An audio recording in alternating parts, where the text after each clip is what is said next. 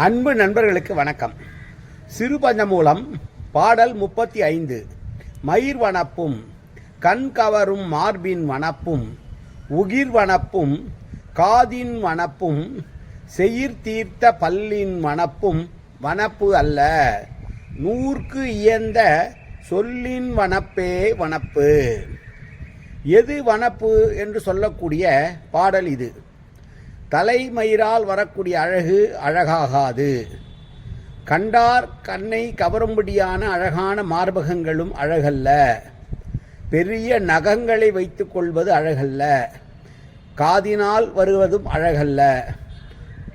குறையே இல்லாத சீரான பல்வரிசையும் அழகல்ல, ஒருவருக்கு அழகல்ல. நூல்களுக்கு பொருந்திய சொல்வன்மையோடு பேசக்கூடிய ஆற்றலே அழகு என்று சொல்லுகிற பாடல் இந்த பாடல். தலைமயிர், மார்பு, நகம், செவி, பல் இவற்றின் அழகும் சொல்லழகுக்கு ஈடாகாது.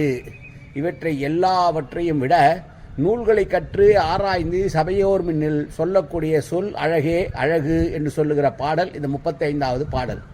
மீண்டும் பாடலை பார்ப்போம். மயிர் வனப்பும் கண் கவரும் மார்பின் வனப்பும் உகிர் வனப்பும் காதின் வனப்பும் செயிர் தீர்ந்த பல்லின் வனப்பும் வனப்பு அல்ல, நூற்கு இயந்த சொல்லின் வனப்பே வனப்பு. நன்றி, வணக்கம்.